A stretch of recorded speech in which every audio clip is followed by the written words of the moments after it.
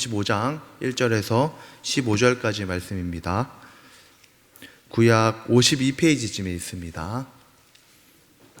창세기 35장 1절부터 15절까지 말씀입니다.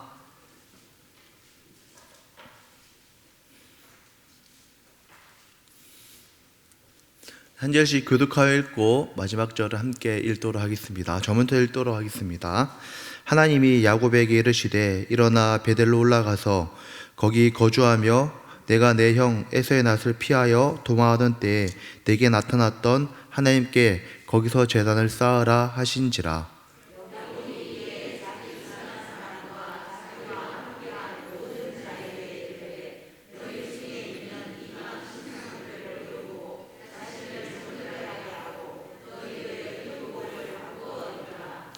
우리가 일어나 베델로 올라가자 내 환난 날에 내게 응답하시며 내가 가는 길에서 나와 함께 하신 하나님께 내가 거기서 제단을 쌓으려 하노라 하매.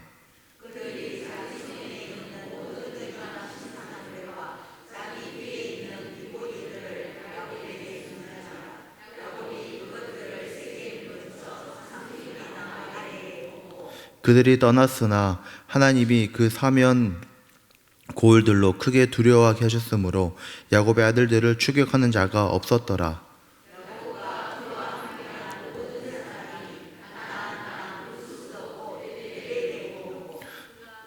그가 거기서 제단을 쌓고 그곳을 엘벳엘이라 불렀으니 이는 그가 형의 낯을 피할 때에 하나님이 거기서 그에게 나타나셨음이더라.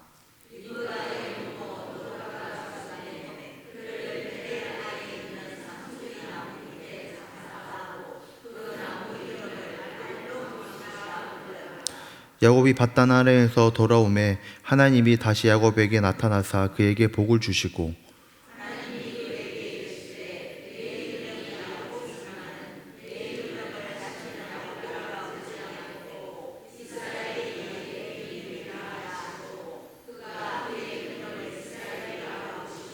하나님이 그에게 이르시되 나는 전능한 하나님이라. 생육하고 번성하라. 한 백성과 백성의 총회가 내게서 나오고 왕들이 내 허리에서 나오리라.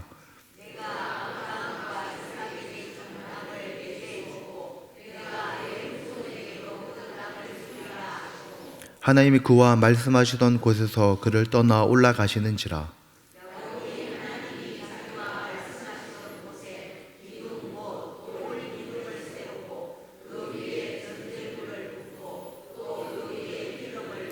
함께 읽겠습니다. 하나님이 자기와 말씀하시던 곳의 이름을 베델이라 불렀더라. 아멘. 네, 성도님 안녕하십니까? 우리 옆에 성도님들과 인사하면 좋겠는데요. 우리 오늘 찬양 가사도 너무 좋았는데 늘 주님 안에 거하시는 삶 되시길 소망합니다. 이렇게 인사해 볼까요? 늘 주님 안에 거하시는 삶 되시길 소망합니다. 네, 앞뒤 좌우로 이렇게 또 혼자 계신 분들은 외로우실 수 있으니까요. 이렇게 인사하면 좋겠습니다. 저는 늘 이렇게 말씀을 보고 하는 것을 참 좋아합니다. 그리고 또 사실 설교하는 걸 참 즐거워하는 사람 중에 한 명인데요. 그런데 중등부 설교할 때 참 즐겁습니다. 근데 수요 예배는 조금 느낌이 다른 것 같아요. 근데 저는 그래도 교회를 참 좋아하고 중요하다 생각하는 이유가 하나님께서 하나님의 백성을 부르실 때에 참 재미있는 것은 한 명만 부르시지 않으셨다라는 것입니다.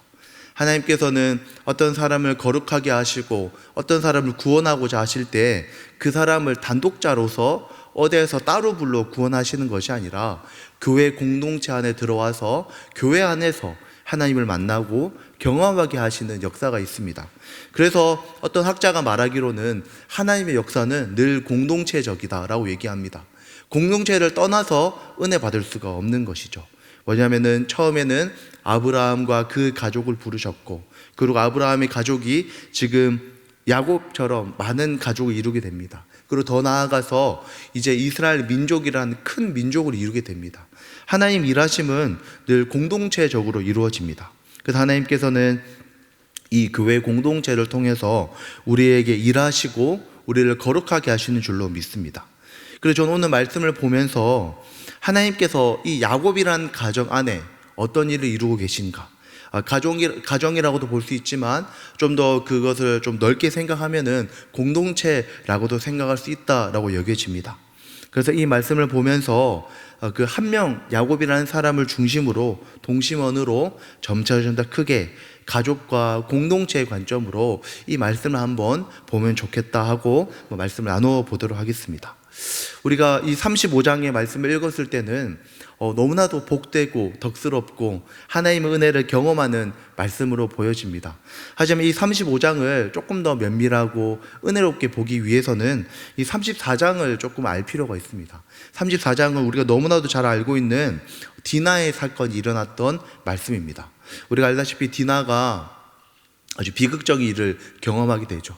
그리고 그 일 때문에 그 가족이 휘청휘청거리는 모습이 나타납니다. 야곱의 자녀들이 나타나는데 이 일이 어떻게 보면은 디나에게 일어난 알고 계시죠? 강간을 당하게 됩니다. 강간을 당하는데 이 일 때문에 이 일이 단순히 운이 없어서 일어난 일이 아니라 34장의 말씀을 보면 다른 민족의 땅에 나갔다가 라고 얘기합니다. 그래서 1절의 말씀을 보면 그 땅의 딸들을 보러 갔다라고 얘기되어 있습니다. 그 땅의 딸들을 보러 갔다. 이거에 대해서 여러 해석들이 있는데 제가 칼빈의 해석을 보았을 때 이것을 콕 집어서 정죄하거나 죄라고 이야기하고 있지는 않습니다. 하지만 이것에 대해서 그 외남은 뭐라고 주석하냐면은 위험에 빠질 수 있는 아슬아슬한 행동이다라고 이야기합니다.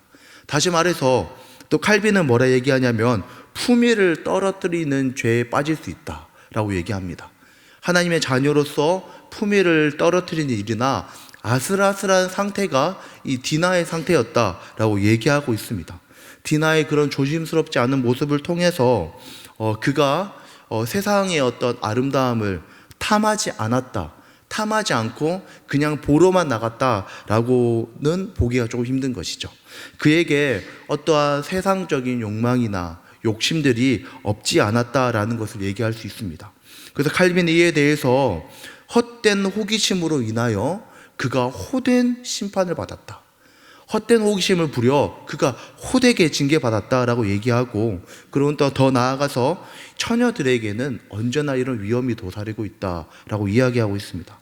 이러한 연유로 이 야곱의 가정에는 너무나도 큰 아픔, 너무나도 큰 힘듦을 경험하게 되어집니다. 그리고 그 이후에 주어진 말씀이 바로 35장의 말씀인 것입니다. 야곱은 이 사건으로 인해서 깊이 근심하게 됩니다. 보면은 야곱이 그 일을 듣고 어떠한 말을 하지 않습니다. 아마 너무나도 충격이 심했고 너무나도 힘들어서 침묵을 했다라고도 보기도 합니다. 야곱의 아들들은 이 일을 들은 다음에 너무나도 크게 분노를 했고, 이 일로 인해서 이 가정이 지금 너무나도 아픈 상태, 너무나도 힘든 상태에 지금 처하게 된 것입니다. 절대 일어나서는 안 되는 일이지만 우리 삶에도 이런 일이 아니지만 어려운 일을 만날 수가 있습니다. 그럼 우리는 어떻게 해야 될까? 이 말씀을 통해 어느 정도의 답을 얻었으면 좋겠습니다. 우리를 찾아오는 어려움과 문제를 하나님께서는 해결하여 주십니다. 우리에게 찾아오는 어려움과 고통들을 하나님께서는 선하게 인도하시는 줄로 믿습니다. 그래서 오늘 말씀을 통해 크게 두 부분으로 한번 생각해 보고자 하는데요. 첫 번째는 이 사건에 대해 크게 분노하고 있는 야곱의 자녀들이고, 그 다음에 이 사건에 대해 침묵하고 있는 야곱을 한번 보고자 합니다. 첫 번째로 우리가 볼 것은 이 예배로 회복된 가정입니다. 지금 우리가 읽진 않았지만 34장의 말씀 제가 쭉 말씀해 드렸습니다. 지금 베델로 올라가는 이 가족의 상태, 마음이 어떠한지 우리는 어느 정도 알 수 있습니다. 분명한 억울한 일이 많고 괴로운 일이 많습니다. 그렇지만 우리가 한 가지 생각해 보아야 될 것은 야곱의 이 자녀들은 자녀들이 몇 명 있었는데 그 자녀들이 입에 담을 수 없는 아주 잔혹하고 아주 무서운 일들을 행했습니다. 뭐냐면은 34장 27절에 보면은 그들이 성읍을 노략하였고 또 과도한 분노로 그 한 민족을 다 죽여버렸다라고 이야기를 합니다. 민족을 다 죽여버렸고, 그들이 그렇게 살육하는 것은 합당한 하나님 뜻이 아니로 보여집니다. 그들이 지금 그들에게 무엇을 얘기하냐면 하나님의 백성의 증거로 할례를 행하면은 이 디나를 결혼할 수 있게 해주겠다라고 얘기하며 고통이 제일 심한 넷째 날에 다가가서 습격해서 모든 남자를 죽여버린 것입니다. 또 그뿐만 아니라 여기에서 약탈했다라는, 전쟁에서 약탈하는 의미를 담고 있는데 다 죽이고 여자도 물품도 모두 빼앗는 그런 일을 하게 됩니다. 분명 디나를 욕보인 세겜의 족속이지만 34장을 보면 이 세겜의 모습이 무자비한 성폭력범의 모습으로 비춰지진 않습니다. 그가 어떻게 나타나냐면은 소녀를 사랑했다, 디나를 사랑했고 그를 위로하려고 했고 다정한 어떤 조금 좀 착한 청년이었음을 그가 죄를 저질렀지만 그렇습니다. 그리고 또한 상대적으로 약소했던 야곱 족속을 공격해서 모두 진멸시킬 수 있음에도 아버지인 하물을 설득해서 그 어떻게든 정당하게 올바르게 결혼하려고 하는 모습이 있습니다. 그래서 그가 행한 일은 분명히 잘못되었고 심판받아 마땅하지만 그의 시대적으로 보았을 때 그는 더 많은 것을 지불하고 합당하게 이것들을 처리하고자 하는 모습이 있습니다. 그래서 찾아와서 화친 조약을 맺고 결혼하고자 하는 모습이 있습니다. 그래서 많은 주석가들이 이 하물의 모습을 보고 무엇이라 얘기하냐면은 예의를 지키고 정중하게 행동하고 있다라고 이야기하고 있습니다. 어떻게든 자신의 잘못을 만회하고자 하고 이것에 대해서 바르게 하고자 하는 모습이 보여집니다. 그렇지만 여전히 이 야곱의 자녀들은 마치 불과 같은 이 분노를 주체하지 못하고 지금 어떻게 하냐면은 이 진정되지 않아서 어떻게든 이 분노를 풀고자 하는 그 분노의 마음이 그 안에 가득하고 있습니다. 그래서 결국 그들과 거짓된 조약을 맺죠. 거짓된 조약을 맺고 그 온 민족을 죽이는데 이 구약에서 나타나는 몇 안 되는 끔찍한 일들 중에 하나인 한 민족을 다 죽여버리는 아주 잔혹한 일을 하게 됩니다. 우리가 글로 읽어서 큰 일이 아닌 것 같지만 사실은 너무나도 잔인한 일입니다. 모든 민족을 죽여버리고 다 빼앗는 것, 또 심지어 약속을 하고 그 약속을 깨고 다 죽여버리는 거죠. 저는 이 말씀을 보면서 이 야곱의 가정에 드리운 이 어둠이 얼마나 깊은가를 느끼게 되는 것 같습니다. 우리 또한 그럴 수 있는데요. 극심한 분노를 만났을 때 한번 생각해 보면 좋을 것 같습니다. 야곱의 자녀들 또한 크게 분노를 했고 또 더 중요한 것은 이 분노를 풀 수 있는 정당한 이유 또한 찾은 것입니다. 그 마음속에 분노를 마음껏 표출했고 다시 말해 이 분노의 굴레가 있는데 이 죄악됨, 악함, 분노가 있는데 이것을 마음껏 풀어볼 수 있는 당위성을 부여받았을 때 이 죄된 본성에 당위성까지 부여받으니 얼마나 포악해질 수 있는지 이 야곱의 자녀들을 통해 알 수 있는 것입니다. 야곱의 자녀들은 이 당위성을 얻게 되자 그 분노와 이 화를 너무나도 무자비하게 베풀어 버리는 것입니다. 성경은 말하고 있습니다. 그 심판자는 하나님이시다. 심판자는 하나님이시다 라고 얘기하는데 이들은 자신의 분노를 통해서 과도한 심판자로 지금 서 있는 것이죠. 그래서 이 모습을 보며 베드로전서의 칼빈은 이 남자의 연약함을 두 가지를 짚습니다. 첫 번째는 뭐냐면은 무절제함입니다. 좀 공감하시나요? 남자의 두 가지 연약함, 첫 번째 무절제함, 두 번째가 뭐냐면은 포악함이라고 합니다. 남자가 무절제하고 폭력적 성향이 있어서 이것을 주체해야 된다. 말씀을 통해 다스려야 된다라고 얘기합니다. 근데 지금 이 두 가지 모습이 이 야곱의 자녀들에게서 그대로 드러나고 있는 것입니다. 폭력성에 당위성을 얻자 무자비하게 모든 이들을 죽여버리는 것이죠. 그래서 어떻게 보면 이들은 지금 포악함과 무절제함이라는 어두움 속에 갇혀서 이 일을 받아들이고 있는 것입니다. 우리 또한 어려움을 만났을 때 그렇게 될 수 있습니다. 당위성을 얻으면 어떻게 해도 된다라는 잘못된 생각에 빠질 수 있는 것이죠. 두 번째로 이제 이렇게 자녀들이 고삐 뿔린 소와 같이 말과 같이 달려가고 있는데 그렇다면 가장인 야곱은 이것을 잘 추스려야 될 텐데 야곱의 모습 또한 그리 정상적으로 보이진 않습니다.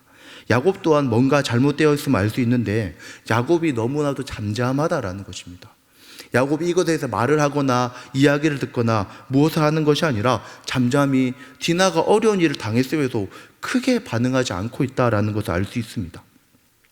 그래서 우리는 어떤 사람을 다 파악할 수 없지만 그 사람을 파악할 때 그 사람이 어느 부분에서 화를 내는가, 어느 부분에서 그 사람이 목소리를 내는가를 보았을 때 그 사람을 알 수 있는데, 야곱이 목소리를 내는 부분을 우리가 말씀 통해 한번 찾아보고 싶습니다. 우리가 34장 30절인데 제가 한번 읽어드리도록 하겠습니다.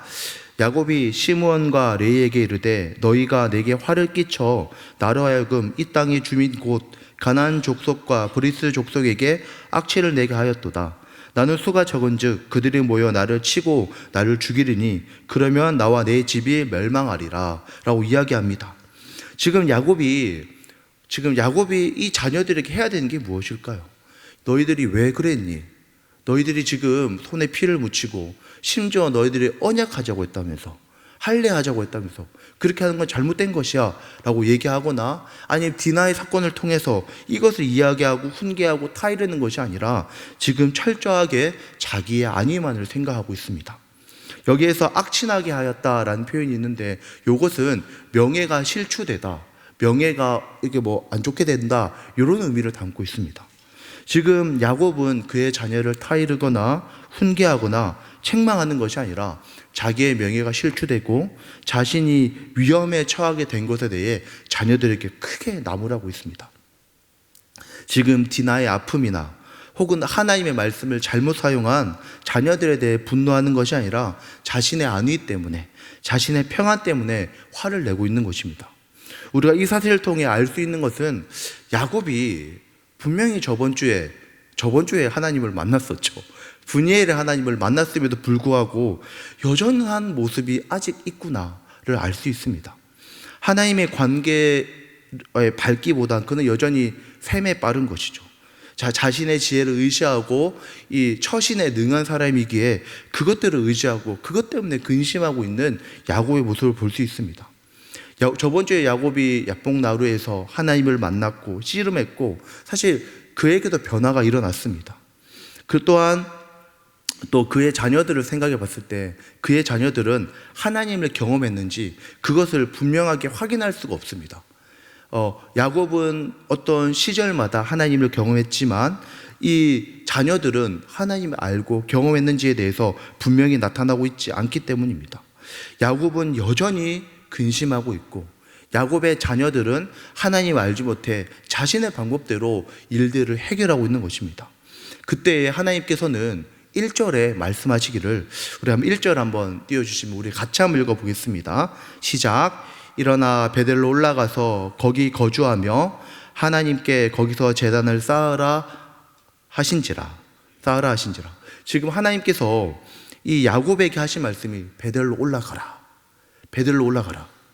지금 저는 이 24장의 말씀을 보면서 딱 들었던 단어 한 가지가 있는데 자기 기만인 것입니다. 자기 기만.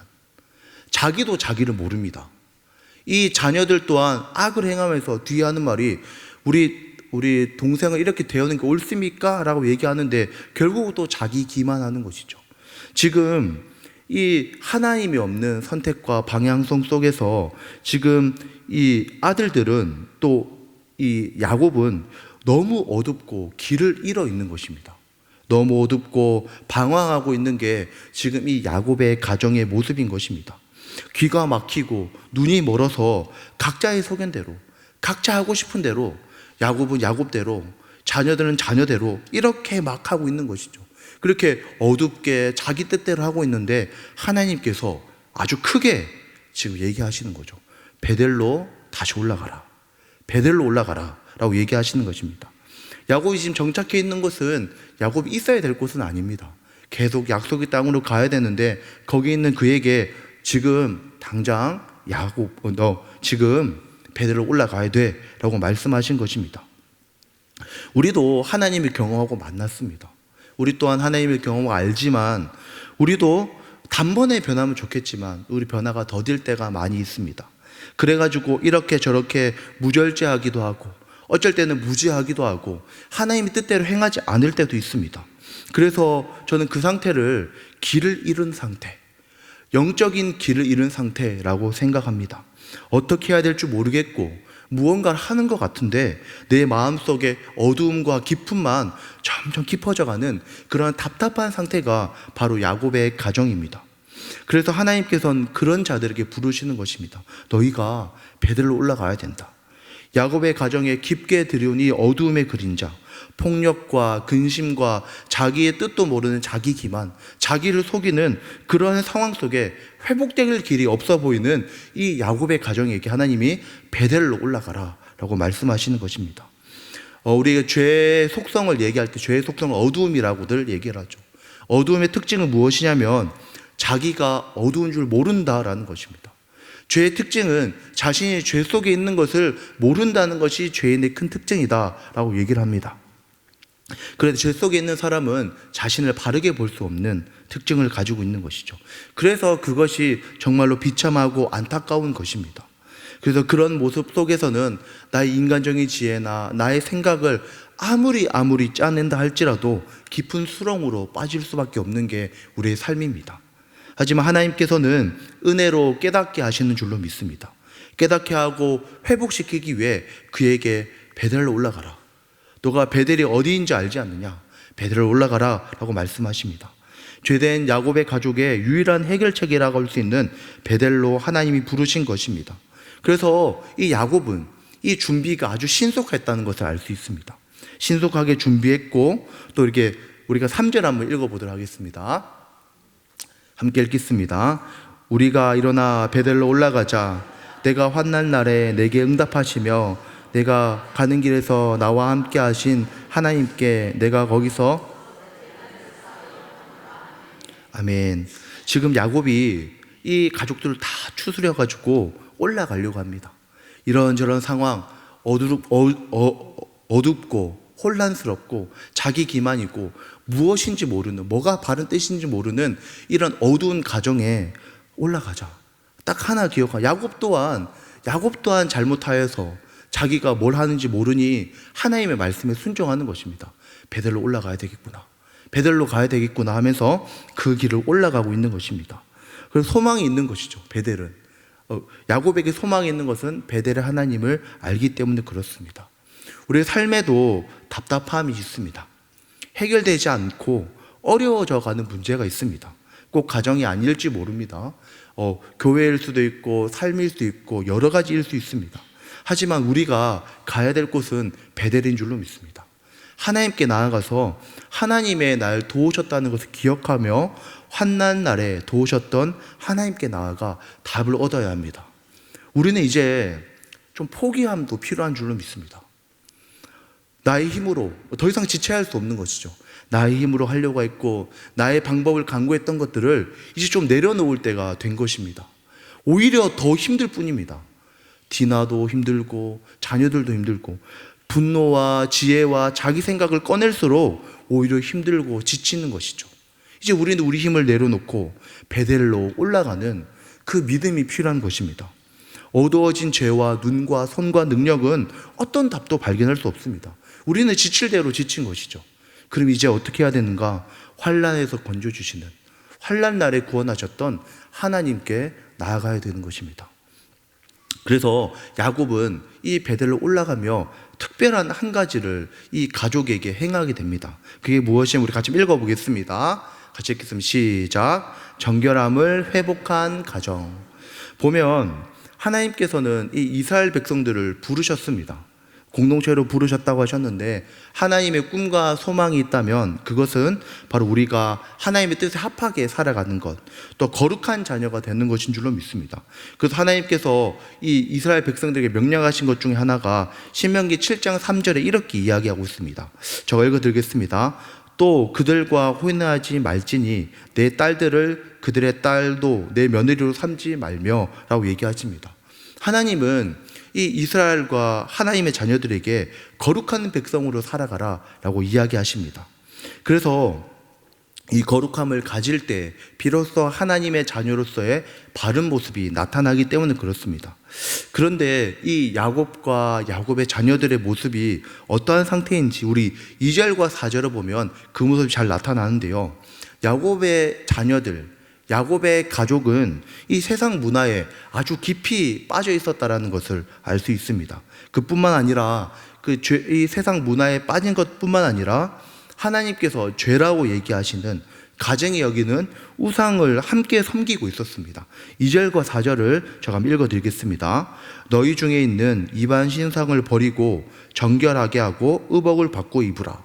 그 다음에 4절에서는 이방 신상들과 자기 귀에 있는 귀걸이를 야곱에게 주는지라 라고 얘기합니다. 야곱의 가정이 많은 부분에서 무너져 있음을 알 수 있습니다.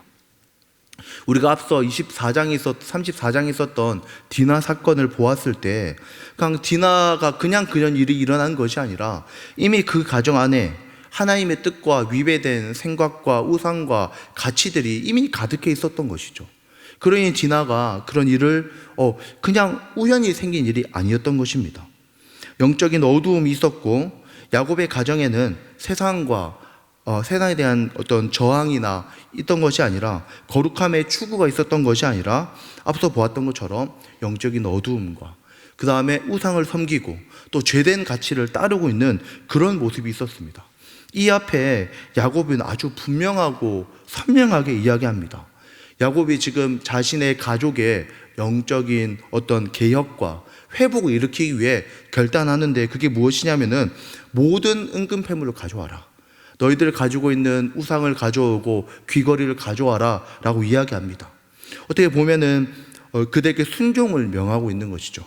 그냥 유야무야 하면서 괜찮아 흐지부지하게 한 것이 아니라 그들에게 우상을 가져와라 라고 얘기합니다. 가족 구성원들이 불만이 없진 않았을 것입니다. 하지만 그것이 쉬운 일 아니지만 야곱은 그 일을 강행하고 행하고 있습니다. 야곱은 지금 고통과 어려움 속에 있는 우리 가족, 이 공동체 속에서 무엇이 필요한가를 분명하게 하나님의 말씀 속에 인지하게 된 것입니다. 야곱의 가정이 회복되는 것은 어떤 우상의 힘이나 우상의 힘으로 회복되는 것도 아니고 그들에게 재물이 많아야 평화로운 것도 아닌 것을 그것이 줄 수 없다라는 것을 이 사건을 통해 깨닫게 된 것입니다. 오직 하나님만, 오직 우리 가족이 하나님 앞에 나아가서 하나님을 만나야지만 우리 가족이 회복된다. 우리 공동체가 회복된다. 다른 방법은 없다. 이것을 알게 된 것입니다. 그래서 이 야곱은 베델의 하나님을 우리가 만나야 된다는 분명한 목적과 결단을 가지고 나아가고 있는 것입니다. 4절 후반절에 보면은 야곱이 이 상수리 나무 아래 모든 우상과 귀걸이와 이런 것들을 다 묻어두었다라고 이야기합니다. 그리고 또 보면은 좀 가다 보면 유모가 죽는 일도 있습니다. 유모가 죽는데 사실 그러면 멈칫할 만하잖아요. 멈칫할 만한데 유모도 상수리 나무에 묻고 같이 출발합니다. 야곱이 얼마나 지금 결연하게 나아가고 있는지, 야곱이 얼마나 바른 방향성을 가지고 이 가족을 위해, 이 거룩함과 정결함을 위해 나아가고 있는지 알 수 있습니다. 야곱은 가족에게 분명히 얘기합니다. 정결함을 가져라. 정결함을 가지도록 인도하고 요구하고 있습니다. 가족 구성원들을 이끌어가고 있는데 아주 상세한 것이죠. 의복을 받고 입고 우상을 버려라 라고 얘기합니다. 이 말씀을 신약적 맥락으로 봐가지고 이렇게 해석하기보다 야곱의 마음을 우리가 해석하는 게 더 은혜가 된다라고 생각합니다. 야곱은 왜 이렇게 은금을 버리고 의복을 바꾸고 하라고 얘기했을까요? 야곱은 그 자녀들과 아내가, 딸들이 하나님을 경외하고 만나길 소망했습니다. 그렇게 과도하리만큼 버리고 옷을 갈아입고 똑바로 해라 하는 이유는 그가 하나님을 만나길, 이 자녀들이 그리고 이 아내가, 이 딸들이 하나님을 만나기를 바라는 것입니다. 하나님께서는 정결한 자를 받으십니다. 하나님께서는 정결한 자를 만나 주십니다. 야곱이 이렇게 과도하게 준비하고 애를 쓰는 것은 하나님을 소망하는 자들이 하나님을 만나기 때문에 그렇습니다. 야곱에게 하나님께서는 깨끗한 손과 마음, 정결한 마음을 가진 자를 만나 주시겠다라고 얘기했고, 야곱은 이 사랑하는 자녀들, 아내와 딸들에게 그것을 요구하고 있는 것입니다. 가족들에게 있어서 하나님께 나아가지 못하게 하는 방해물들을 제거함과 동시에 그들에 대해 하나님에 대한 인식을 가르치고, 더 나아가서 하나님을 경외하도록 하는 가르침을 그가 주고 있는 것입니다. 우리 가족과 우리 공동체, 구성원들에게도 이런 마음이 필요한 줄로 믿습니다. 진정한 회복을 소망한다면, 진정한 은혜를 소망한다면 우상을 의지하고 세상적 재물을 통해 평화를 얻는다라는 잘못된 세상적 가치를 묻어버리고, 환난 중에 도우시는 베델의 하나님을 만난다는 것을 믿고 나아가는 것입니다. 저는 조금 옛날 이야기이긴 하지만, 저는 저희 어머니께서 저를 굉장히 신앙적으로 교육을 많이 하셨습니다. 한 번은 이렇게 예배 드리다가 형하고 장난을 쳤거든요. 저희 어머니가 형님을 때렸어요. 형님이 코피가 나더라고요. 그래서 그때부터 저는 예배를 잘 드렸죠. 아, 엄마 주먹이 강하구나. 그리고 헌금을 드릴 때 늘 어머니가 새 돈을 주셨습니다. 새 돈을 주셨는데, 다들 경험 있으시겠지만 헌금 한 번씩 써보셨죠? 헌금을 썼습니다. 종아리 30대 맞았어요. 그때부터 헌금은 주님 것. 바로 알게 돼요. 아, 이거는 건드리면 큰일 나는구나. 지금까지 그래서 헌금을 하는 것이죠. 지금 야곱이 하는 건 뭐냐면은 바르게 하고 있는 겁니다. 바르게. 저 어머니가 그때 어머 저는 교회 가기 싫어요 얘기했을 때, 그래 응 가지 마 했으면은 저는 교육자가 안 됐을지도 모릅니다. 야곱이 과도하리만큼 정결을 요구하고 하는 이유 뭐냐면, 그런 자에게 은혜를 베푸시기 때문에 그렇습니다. 우리가 오해하는 게 하나님이 그냥 은혜 주신다라고 생각하며 그냥 오면 은혜 받는다, 저는 그거에 전적으로 반대합니다. 그렇지 않습니다. 사모하는 자에게 은혜를 베푸시는 게 하나님이시기 때문에 그렇습니다. 그래서 그게 하나님을 송화하며 하나님 앞에 우리의 삶을 합당하게 하는 것을 야곱이 어렴풋이 알지만 그것을 가르치고 있는 것입니다. 우리가 가능하다면 우리 나오신 분들이 야곱이 되었으면 좋겠습니다. 야곱이 되어서 사랑하는 배우자, 사랑하는 자녀, 더 나아가서 사랑하는 공동체 지녀들에게 하나님을 바르게 가르치고 바르게 이야기할 수 있는 우리가 되기를 소망합니다. 그렇게 할 때 그들은 어떻게 되냐면, 결국 아시다시피 이들은 하나님을 만나게 됩니다. 하나님을 만나게 됩니다. 우리가 3번 한번 같이 읽어보도록 하겠습니다. 시작. 하나님을 경험함으로 회복된 가정. 야곱의 가정에 일어난 일은, 디나 사건은 사실은 이 맥락을 봤을 때 야곱 가정 안에 있는 이미 우상적 가치, 세속적 가치가 터져나간 일이라고 볼 수 있습니다. 그래서 그 사건을 어떻게 대하는 거 봤을 때 자녀들은 분노와 혈기로, 그 다음에 야곱은 여전히 자신의 꾀로 이것을 해결하려는 모습을 볼 수 있습니다. 하지만 그것을 할 수 있는 것은, 회복시킬 수 있는 것은 오로지 하나님께 나아가는 것, 정결함으로 베델로 올라가 하나님을 만나는 것만이 회복임을 야곱이 알고 그렇게 하고 있습니다. 제가 좀 길긴 한데 우리가 이 말씀을 7절부터 좀 길긴 한데 한번 교독하여 읽도록 하겠습니다. 제가 먼저 읽도록 하겠습니다. 그가 거기서 제단을 쌓고 그곳을 엘 베델이라 불렀으니 이는 그의 형 낫을 피할 때에 하나님이 거기서 그에게 나타나셨음이더라.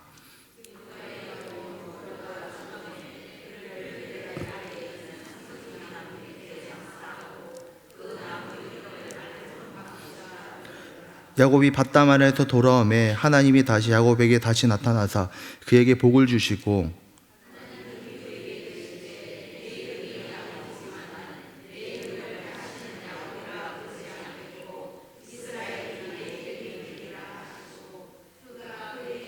이스라엘아 부르시고, 11절 제가 읽겠습니다. 하나님이 그에게 이르시되 나는 전능한 하나님이라. 생육하고 번성하라. 한 백성과 백성의 총회가 내게서 나오고 왕들이 내 혈에서 나오리라.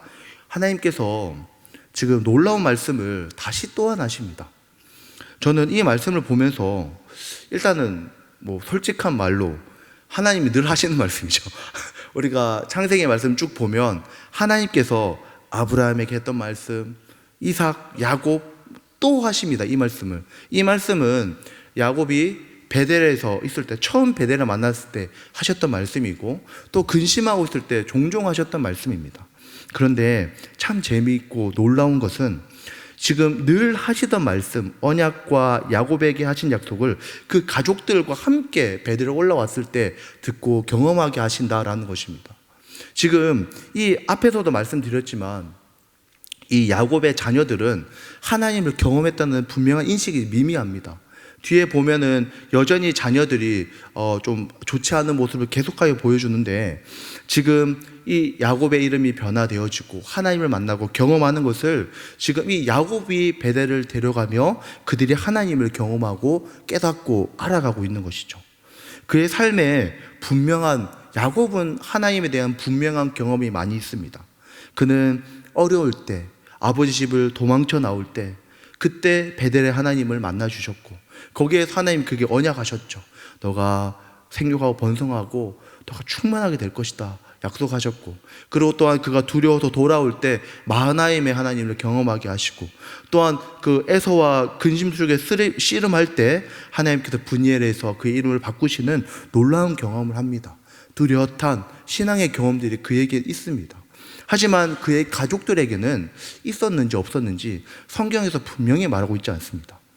야곱은 지금 신앙의 혼란과 분노와 수치심, 자기 기만 속에서 혼란스러워하는 가족의 모든 구성원들에게 똑같은 하나님, 내가 경험한 하나님, 내게 약속하신 하나님을 같이 경험하게 하고 있습니다. 저는 이게 너무나도 중요하다고 생각합니다. 우리는 이렇게 생각하죠. 한 명의 어떤 영웅이나 전사가 큰 일을 이룰 것이다 라고 생각하는데, 하나님의 교회와 공동체는 그렇지 않습니다.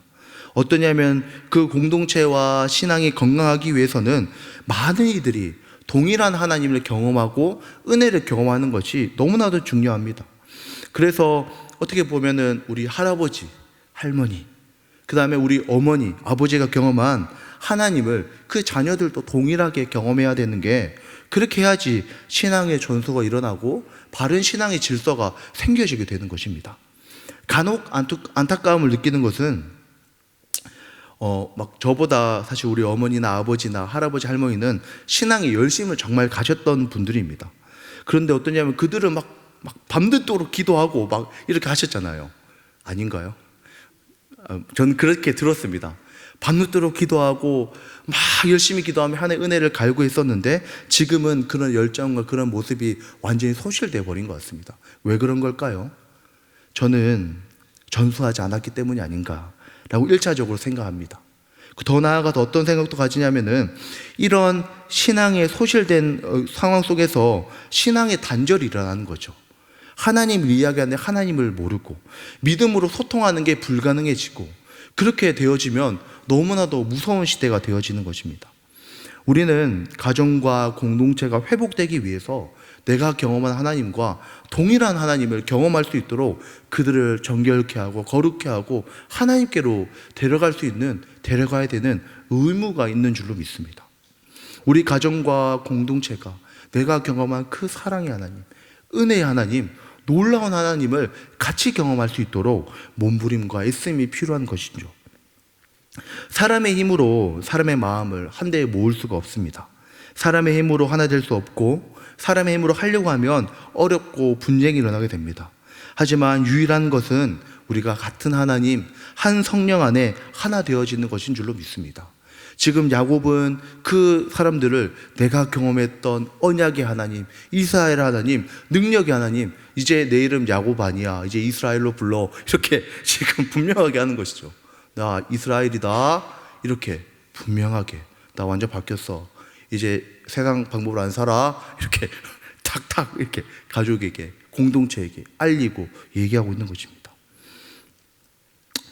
저는 오늘 말씀을 보면서 저는 중등부를 섬기고 있기 때문에 무엇보다 다음 세대가 늘 생각이 드는 것 같습니다. 우리가 경험한 하나님, 그들도 경험하게 되길 소망합니다. 아멘이시죠? 네. 그렇게 되길 진심으로 소망합니다. 베델로 나아가 하나님과의 정결로, 거룩으로 제단을 쌓음으로 우리 다음 세대가 나아가야 되는 줄로 믿습니다. 또한 분열되고 혼란스럽고 마음의 혼란과 어려움이 있을 때 하나님의 은혜가 전수될 때 유일하게 회복되어지는 줄로 믿습니다. 다음 세대와 소통이 되어지지 않는다라고 얘기하지만 우리가 신앙을 통해 놀라운 소통과 회복이 일어나게 될 줄로 믿습니다. 네, 말씀을 마무리하도록 하겠습니다. 첫 번째로 예배로 회복된 가정입니다. 이 이삭과 야곱과 이 아들의 분쟁 속에, 어려움 속에 그들은 자신의 생각대로 하며 오히려 기만과 어려움 속에 있었지만 그들이 베델로 나아가고 잤을 때 그들에게 회복이 일어난 줄로 믿습니다. 또한 그들이 정결함으로 하나님께 나아갑니다. 우리가 하나님을 만날 수 있도록 그 야곱이 자녀들과 아내에게 거룩함과 정결함을 이야기했던 것처럼 거룩함과 정결함이 회복될 때 가족이 회복되어지며 하나님을 경험하게 될 줄로 믿습니다. 그리고 마지막으로 이 야곱을 통하여 똑같은 하나님을 그 온 가족이 경험하게 되어집니다. 우리를 통하여서 우리가 아는 하나님을 자녀들과 배우자와 또한 다음 세대에게 마음껏 말해줌으로 진정으로 회복되어지는 역사 우리는 있기를 소망합니다. 네, 기도하겠습니다. 하나님 아버지, 참으로 감사합니다.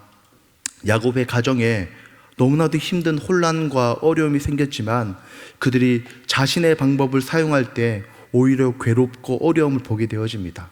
우리를 회복하고 우리를 회복시키시는 분은 베델의 하나님이신 줄로 믿습니다. 우리가 베델의 하나님에 나아갈 때 우리가 거룩하고 정결케 하여 주십시오.